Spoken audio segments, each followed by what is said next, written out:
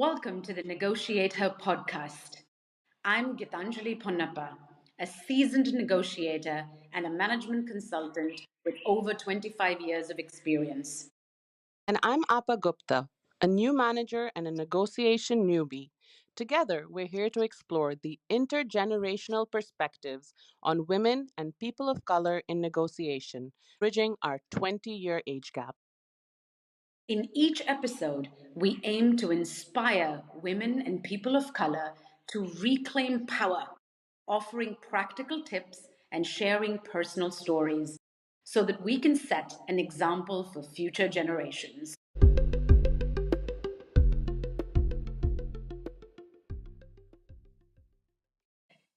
Welcome back to the Negotiate Her podcast. Today, we'll explore the first critical step of any negotiation, self assessment. And that starts with knowing your personal values. We touched upon self assessment in the previous episode, episode 4. Go have a listen to learn more about Negotiate Her's detective approach, episode 4. We'll understand your goals, your strengths, and motivations before you walk into any negotiation. We'll explore why it's so important to look inward and how that knowledge empowers you at the negotiation table. What are values, Gitanjali? Okay, it's a really good basic question. So let's start by defining it. The way that I define it, and when I say I've done a lot of reading on this, and I'm also a certified coach from Marshall Goldsmith. And the way that values are defined are that they are fundamental principles that guide your decisions in life and therefore even in work. They represent what's most important to you. Anything that is really important to you, whether it's integrity or freedom or security or ambition, it's what is very important to you. So it's like a personal compass. Yes, because it helps you prioritize what's important. So if you have a list of 10 things, it tells you, okay, these 3 are more important because my values drive me to those 3. They also kind of, as a compass, they also help you make decisions every day. Should I go north? Should I go south? Should I go east? Helps you make that, which then also is a way for you to approach your career because it teaches you how to navigate your relationships and also look at what options you have on the table to be driven by those values. So this obviously plays a huge role in negotiations. I like the way that you say obviously, by the way. So it took me a while to actually work out that it's not that obvious for me. And I tell you why. There were decisions that I've made in my life previously that I made intuitively. You know, like I felt something in my gut, or I made them because I was in a hurry. You know, it could be various things. So I'll give you an example. Actually, I had this choice at a certain point in my career to go work in South Africa. And I had to negotiate why. And I could have also negotiated, by the way, that I could go somewhere else other than South Africa. But I took it at face value and I said, oh, okay, South Africa. I didn't come up with options. I didn't negotiate that I could go somewhere else. And what was my decision-making criteria? I asked my brother. That is how I made a decision. I asked my brother and he said, oh yeah, you love South Africa. I loved it. It's a great place to travel. The wildlife is amazing. So I made an entire life decision in my career to move to South Africa because my bhaiya, my older brother, said, oh, you should go to South Africa. You will love it. I moved to Germany in the same way. Okay. Based on Klaus and pretzels. Oh, and Klaus is my ex mentor. So yeah. Okay. Very good way to make some decisions, but is it the best way to negotiate into your career? Probably not. Now, the same Africa one or the Germany one, I would probably now today, because I have learned this lesson that values are that important, I would have first thought about what are my values. And one of my values is freedom. And the thing that didn't work for me in South Africa was I did not feel that as a single woman, I could get in the car at 8 p.m. and go see a movie if I wanted to. I also did not feel like it was okay for me after 4 p.m. to get in the car and drive 300 kilometers to go see that wildlife reserve. Right? So the fundamental value that I hold very dear to my heart, freedom, was actually not even in play when I made that decision. Right? So you saying, obviously, it took me 20-something years to work out. Oh, I see. if I start with values, then I probably will make decisions that are better aligned in my heart. But you're also talking about a hierarchy of values here, because maybe what value was expressed was your need for example, adventure or curiosity for something different. But the question is whether that value for you at this point was more important than the value of freedom, right? So it's a very interesting conversation to have, because it really, when you know your values and you know your top values, then you know that reservation price, you know the things that you will not compromise on. Yes.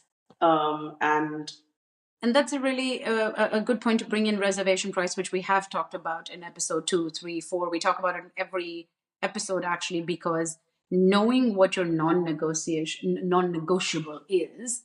is critical to how you will negotiate. Because a non-negotiable reservation price is a way for you to stay rooted in your values. Because the research shows that when you are rooted in your values, the choices that you make, you're first able to accept them much easier. Then you are also able to live them much easier. So what ends up happening is, if you are driven by your values, and maybe one of your values at that point in time, because they move and change with phases in your life, essentially who you are stays the same, but the hierarchy, like you said, changes. Maybe at one point in your life, the money was the most important thing, which maybe I am in that phase in my life now, or I was in that 20 years ago, doesn't matter, right? So in your phase in life, but what it ends up doing is you end up advocating for yourself based on those values. Yeah.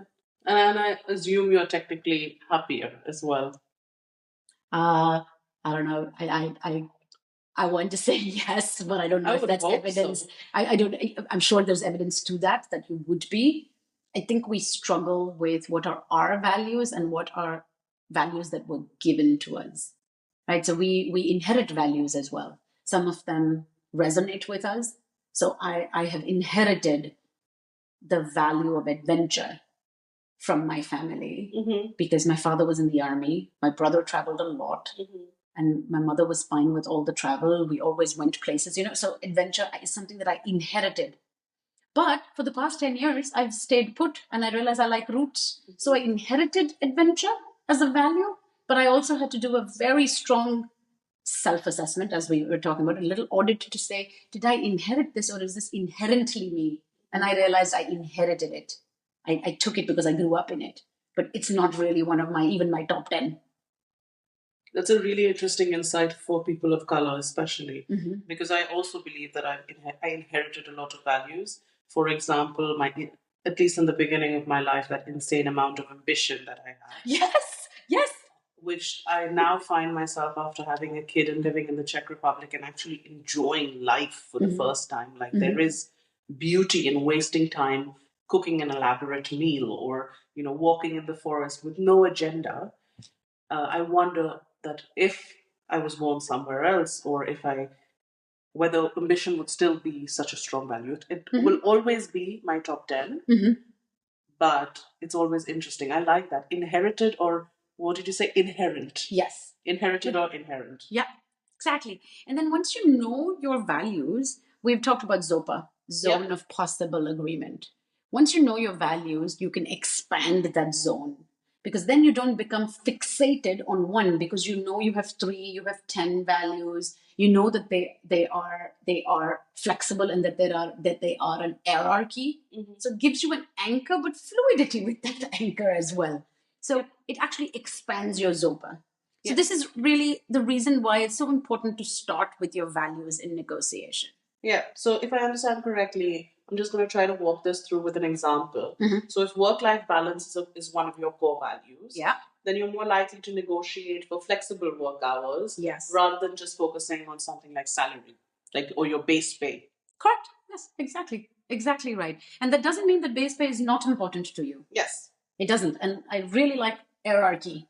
This is a ladder of values. You might have a set of values, but at certain times, certain ones get bumped up and other ones get bumped down.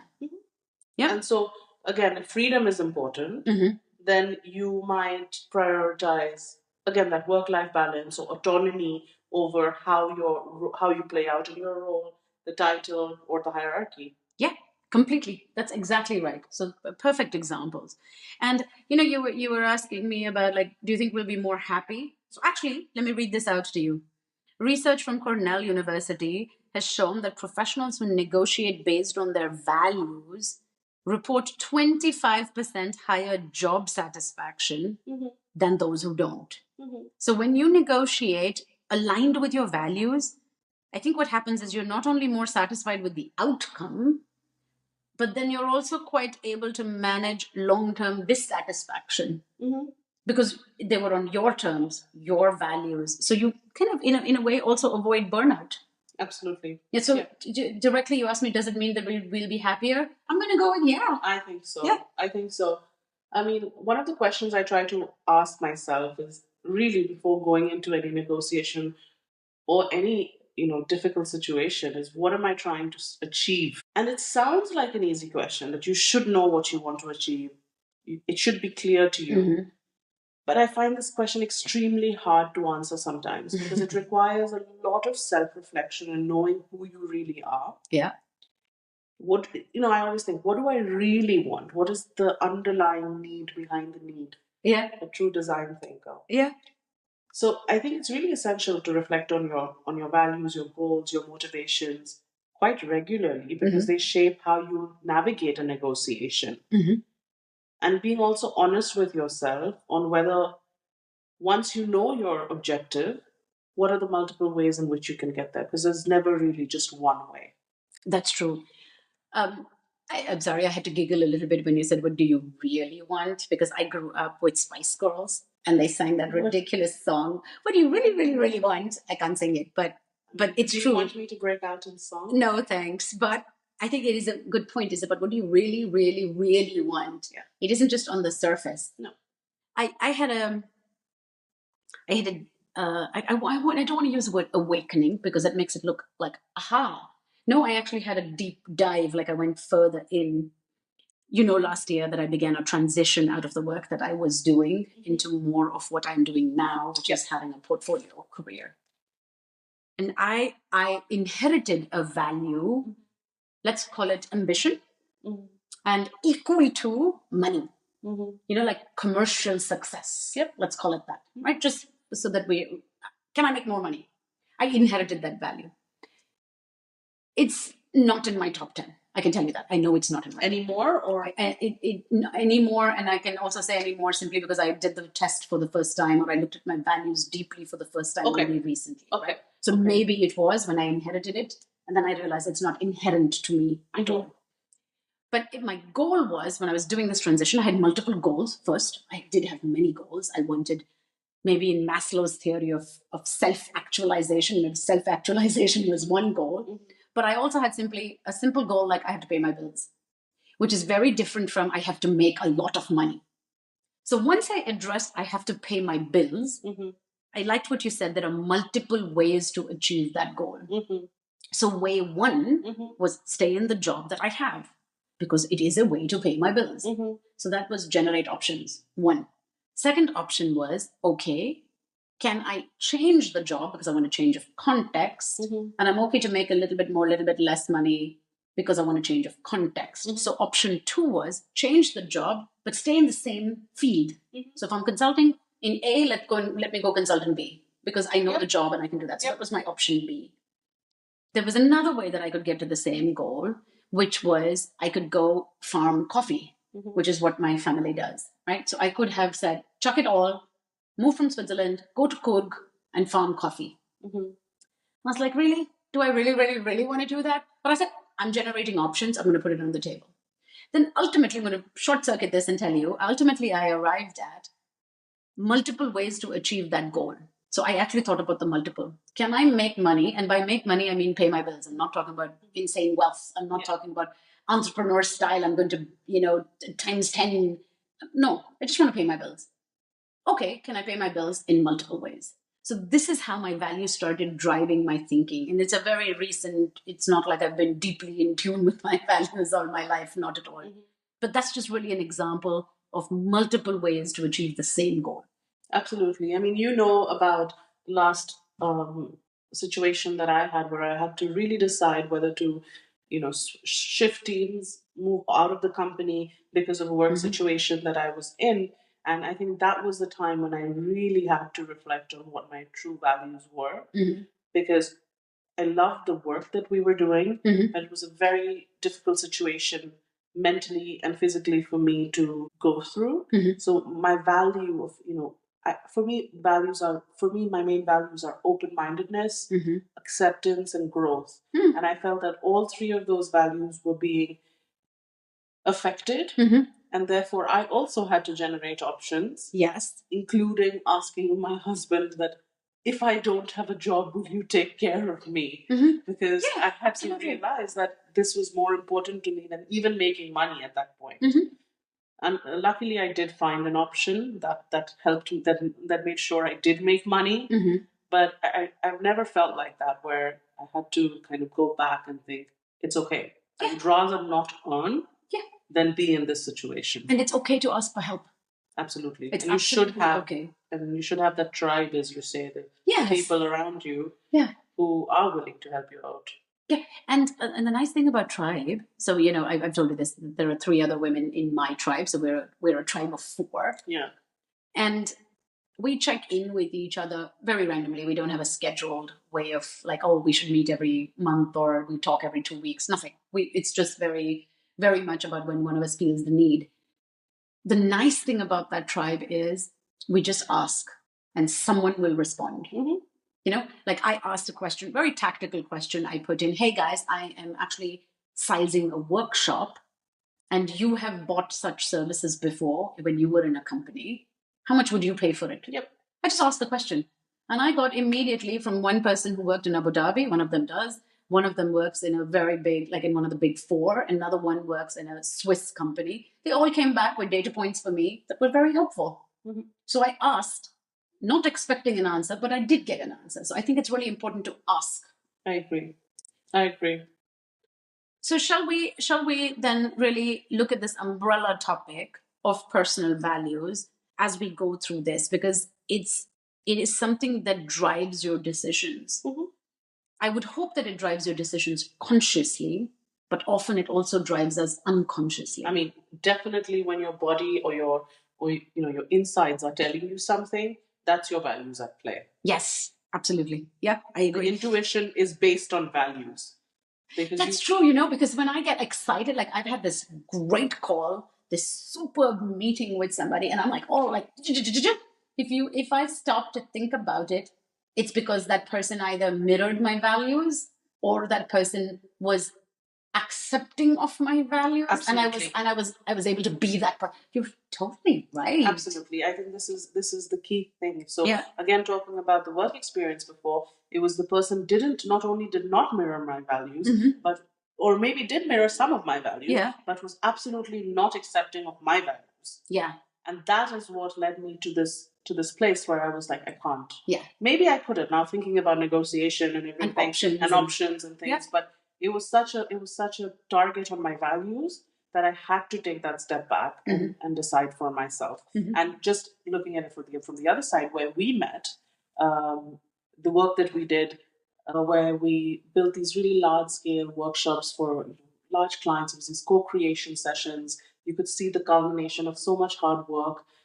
At the end, when you had those events, whether it was online or offline, I felt like that was so linked to my values. Working with those people who valued open-mindedness, valued innovation, valued creativity, autonomy, all of those things which led to the workplace being a place to thrive for me, a place to grow. Ooh, yes. So for me, that was, I think, a work experience. I always tell the German team that I worked with before that, they still keep in touch with us, that we went through that work period, probably will never get that again.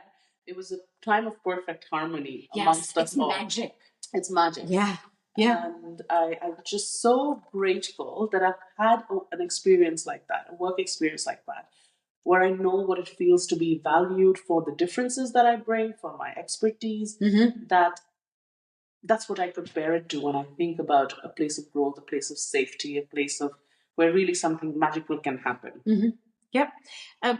going back a little bit to the negotiation part of it, Of course. understanding these values that you have, openness as an example, these values is really key to ensuring that whatever you negotiate aligns with what's important to you. Yep. So if openness is that important to you, then make sure that the deal you get has openness in it. So if it's a very constrained, narrow, in a box option, then is it really an option? So the way that I think it's not just about getting the best deal, it's about getting the right deal for you. Correct. So, I mean, do you know your values already on the top of your head, or can we do a quick exercise to find them? I do know my values, but I want you sound like you want to Test something. Yeah, you want to test something. What is it? Yeah, so I love doing this exercise usually when I'm doing these teaming workshops. Okay. To just get the team values very quickly out. And it might be quite interesting for some of our listeners who are just wanting to go through what might be my top values. Okay. So can you write down 10 values? Okay, we're going to take a quick break. Yeah. Because everybody needs to go and get an iPad That's or true. take out your phone or That's bring true. an old-fashioned notebook, paper, pen, whatever you need to. Cool. Let's do that. Gitanjali is literally going and getting a piece of pen and paper and pen. So grab a bunch of Post-its or a piece of paper, a pen.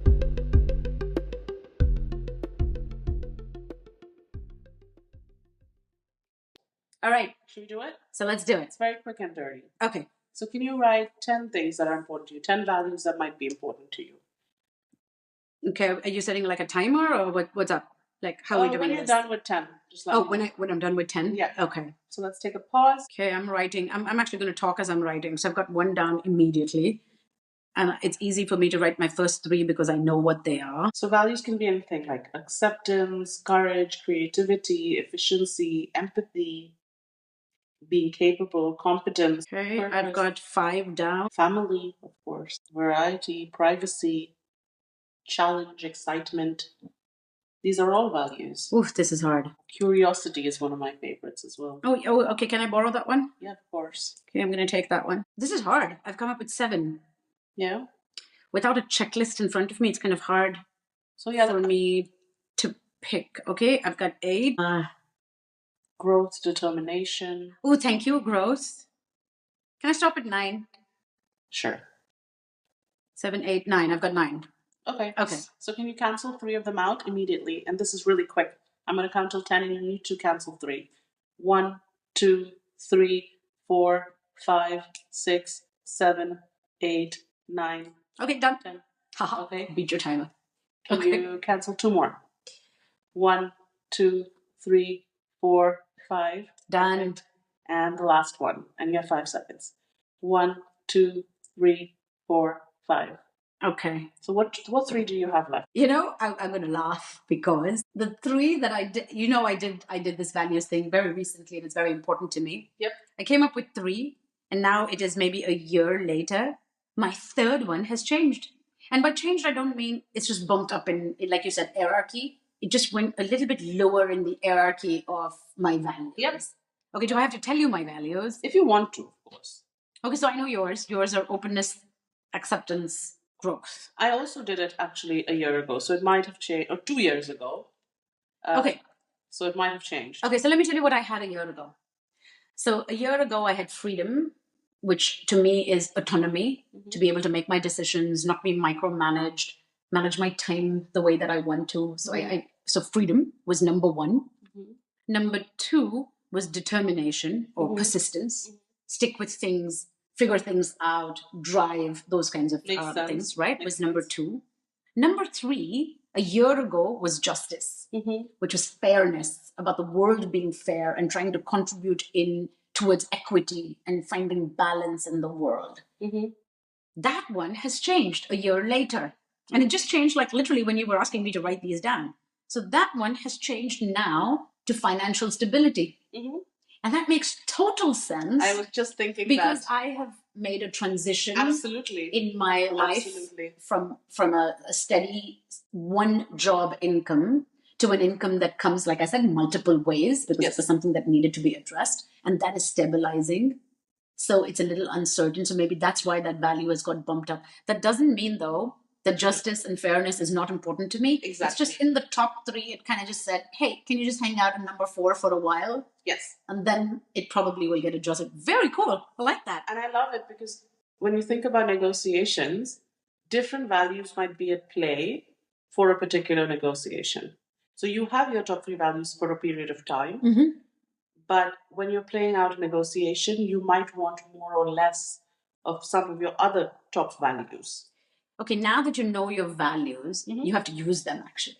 Yep. It doesn't make any sense to just know that these are my 3 and then do nothing with it. Right? So from a negotiation perspective, you have to weave it in Mhm. to whatever it is that you negotiate. So let's talk about how we can do that. So since values provide clarity, they therefore are a vehicle to give you strength in a negotiation. Mhm.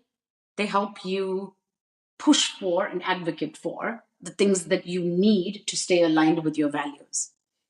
And because they're aligned with your values, they help you make decisions faster. So if you have a rubric for life, your decisions go faster, right? If you know that you'll always go north on certain things, then you know to go north on certain things. Mhm. So they allow you to make those decisions faster, which gives you confidence. Now, the confidence is actually not a short-term confidence. Values, or this hierarchy of values, they are who you are. They rarely change dramatically in life. They get bumped up and down, but they rarely change. So, the nice thing about using values in negotiation is it gives you a longer term orientation. Mhm. It helps you not fixate on the immediate. So, it helps you not get obsessed with the whole number of this is the salary that they are giving me. It helps you have a slightly longer orientation to say, what am I giving up for this salary? Or is this aligned with who I am and what I want from life? And then you put that salary into perspective. Mhm.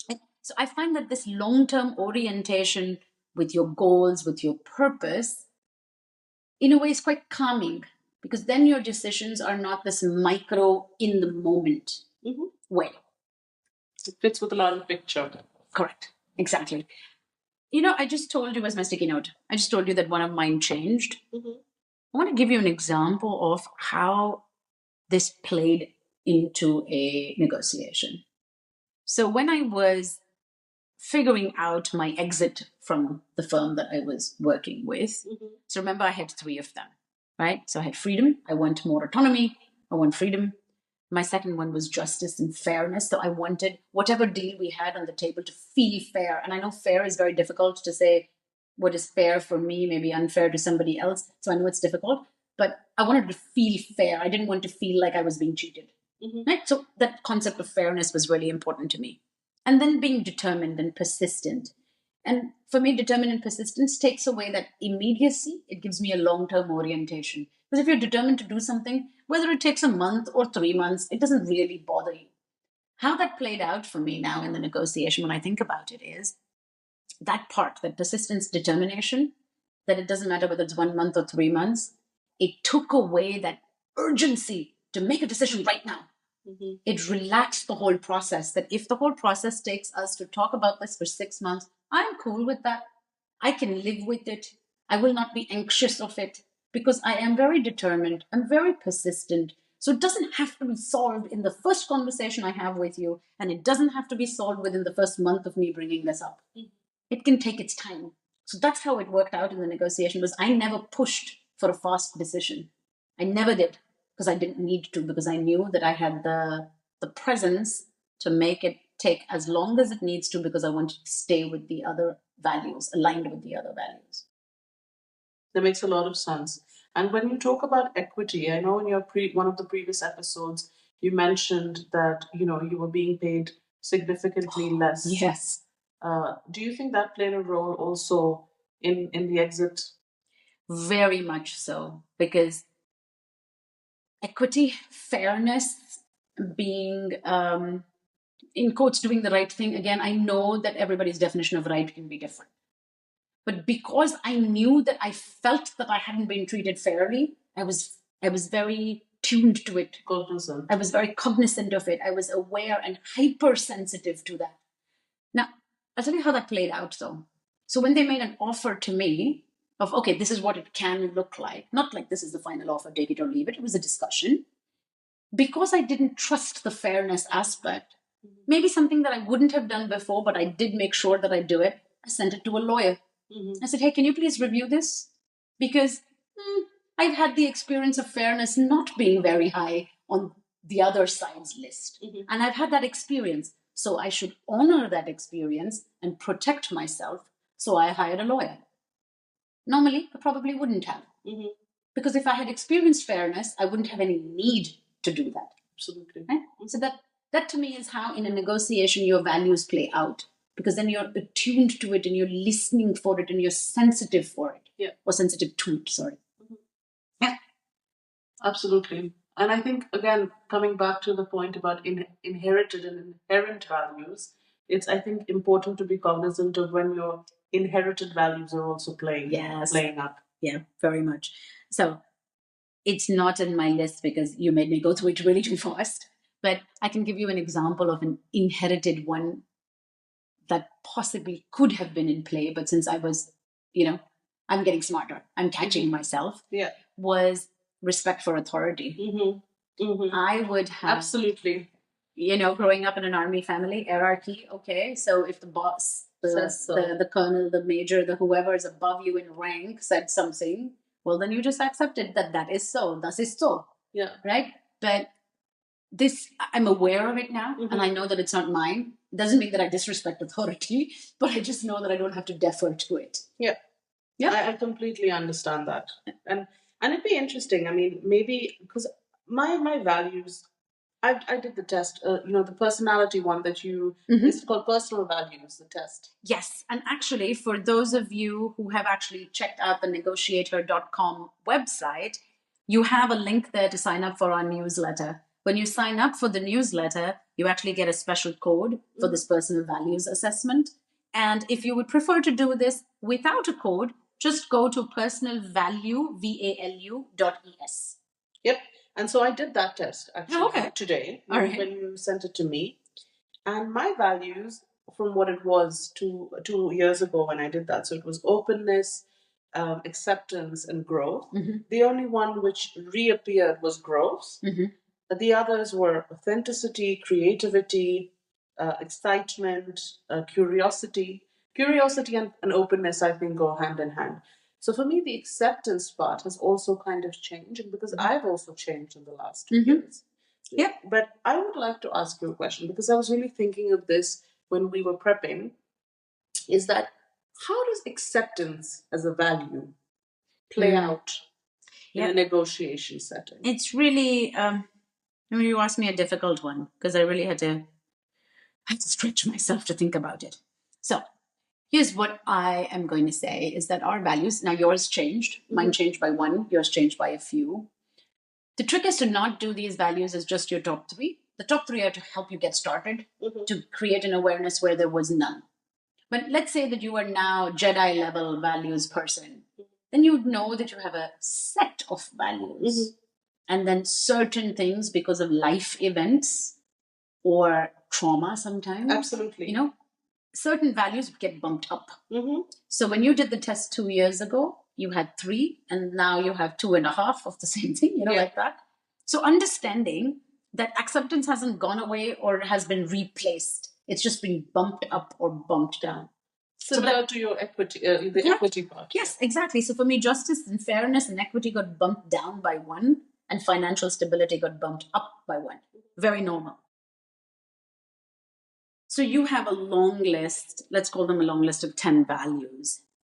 Not all your values are included in every solution. And not all values need to be in part of every negotiation. So I don't think we should get too pedantic or mathematical about values being in a negotiation or not. It's creating that gentle awakening in a way in you that I actually have values and I'm a higher order being and I should be driven by something more meaningful, like an awareness of my values. But the most important thing, I think, from an acceptance perspective, especially that word acceptance. So if you have a value called acceptance, how does that play out in a negotiation? So first, if you know that acceptance is your value, be aware that you are actually very susceptible to agreeing because you want to be accepted. You want to be part of this group. You want this other person to like you, who you're negotiating with. So totally acceptable to want acceptance, but be aware of it, that you're actually in quotes falling prey to your value. Yeah. And this is a good segue for me to bring up something else, and we should actually talk about it. There is a risk in ignoring your values, but there's also a risk in leaning in too much to your values. Yeah. So just being aware of acceptance, that acceptance is you need somebody else to accept you and you want to feel part of a group, part of a team. That's really wonderful, like the wave space example you gave me. It was magic. You felt part of a group. But in a negotiation, to feel part of a group, if you give up something that is truly valuable to you, Yep. then Absolutely. you are in danger of not honoring your value. So I actually maybe want acceptance not from the person itself, but from the solution that is posed to me, that it is accepting Yes. of what is important to me and what I'm asking for. That's a nice way of saying it. So what you want, or what you could aim for, if you have acceptance as your value, you want acceptance of the solution put forward, Yeah. and not necessarily acceptance from that person. Yeah. So you shift away from this parent-child view, Yeah, and you absolutely. move away from power game. Instead, it is about the solution that you put forward. So you want your solution accepted, not acceptance from that person. That could be a way that this plays out in a negotiation. That's interesting. Yep, and thank you, because this is something that I was thinking. I was like, yeah, this is one of those values. Either it's cultural, or it, as you said, it could be stemmed from trauma of sorts. So it is interesting to think about how these values can also maybe be a disadvantage when you're in these settings. Yeah. I want to give you an example of what happens when you ignore your values, when you don't honor them.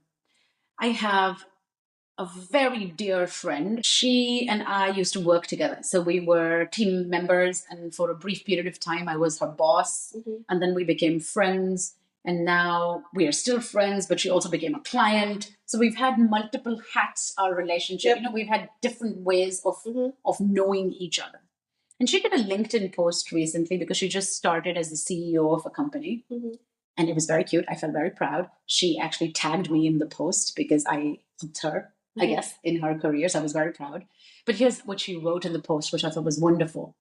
She said she's had several jobs since the time when we worked together. And I know that she's had several jobs. Her post was, I've had several jobs. I have made decisions for those jobs, keeping a short-term orientation of what I wanted then in my life. I sometimes didn't even know what I wanted. Today, I know what I want, and I am driven by my values, and therefore I choose to be CEO of this company. And I thought that is so powerful as a way to use your values now, even though it has been multiple jobs, to be led with long-term orientation to avoid long-term dissatisfaction. Yeah, that's so interesting. Yeah. I think the short-term thinking, we're always taught how to kind of run the short race. It's competition. It's and I think just changing that mindset. Yeah. And it can lead to two completely different destinations. Yes. Destinations, multiple ways, optionality. Those are all what open up when you create an awareness within yourself of your values. And today I'm coming down back to happiness. I'm sorry if this is not researched, or if happiness is too abstract a concept. But my current boss actually says something really, really nice. Okay. He says, whatever you do, you need to protect your inner joy. Ooh. I really like it. I like really that. like that statement. And that's a wonderful way of honoring your values, that you feel joy. Yep. And that's what he says. He's like, my job as your manager is to make sure that I'm protecting the joy, the inner joy of this team. Oh, I like this person. I like him too. Oh, Nice that's guy. so nice. Yeah. Happiness. Such a contrast to my previous one. Yes. The Lori, I think she's Dr. Lori Santos. She runs the Happiness Lab. And I'm sure this should be a question that we should put forward. We should, post to her podcast on the Happiness Lab and ask her how alignment with values in a negotiation leads to happiness. or more happiness. Interesting perhaps. research question for any academics out there. Yeah, and I googled this actually, so I'm sorry that I googled and I didn't do proper research in quotes. But there's an article in Harvard Business Review. I mean, Harvard Business Review has articles on everything. Everything. Yes, but this one says Harvard Business Review. Okay, professionals who stray from their core values in decision making are 40% more likely to experience burnout and dissatisfaction. Again, I can't tell you where that research and how they did it, but okay, there's something that says that if you stray from your values, you're probably going to be unhappy. I mean, similar to the one you said before from Cornell, which was that professionals who negotiate based on their values report 25% higher job satisfaction. Yes. So basically, big numbers there. Yeah. Quite a significant, statistically significant numbers. Yes. In terms of job satisfaction. And I think that's because if you're not aligned with your values, you feel disconnected from work, from colleagues, from life as a whole. And we are emotional group beings at the end of the day, and we want to be part of a larger collective. I think we've made the point as to why you should really be aligned with your values. So can I say one last thing though, before we wrap up? Okay, we talked about it speeds up decision making. Yeah. So we all have these simple rubrics in our life. So for example, some people, I will change my bed sheets every 2 weeks. So they have a schedule, cadence, 2 weeks, they're going to do that. Or I will order milk in the, online once the one carton is down. You have these things that make decisions go faster. Yeah. So you automate certain decisions. Absolutely. I would like to make the case for values being a way to automate and speed up decision making. And when I say automate, I want to be very, very clear. I do not mean stop using your brain and your heart and your mind and your soul, but I mean speed up. I think what you're saying is the opposite. Yes, have an algorithm help you to think about these things. Yeah, it's just, what you're saying is not don't stop thinking. It's like know who you are and think based on that. Like, make those decisions based on also what feels right to you. Yes. And don't spend so much time thinking over every little thing like it's going to make such a big difference. Correct. So it's counterintuitive to what I'm going to say right now, but I think to wrap up, I actually want to say take time to reflect. Yes. I actually want to say that it is going to serve you to make time, whether this is this quick 10-minute exercise that you made us do just now for your values, or spending, a walk in the forest to think about how you're honoring your values. Can I say something from Wavespace, actually? Yeah, sure. Go slow to go fast. Yes. Yeah. Okay. So let's call it there. You need to go slow to go fast. And what are you slowing down for? For your values. And yourself. And yourself. And that's it. As a wrap up, remember that values are your compass. They keep you aligned with what matters most to you, whether you're negotiating a contract, a job offer, or even day-to-day decisions. Yeah, values don't just guide your career. They shape how you engage with the world. The more in tune you are with your values, the more confident and authentic you'll be, not only in a negotiation, but in life. Thank you for joining us. We hope today's episode inspires you to think more deeply about your values and how they can guide you. And as always, your voice matters. Stand up for yourself, and when you can, stand up for someone else too.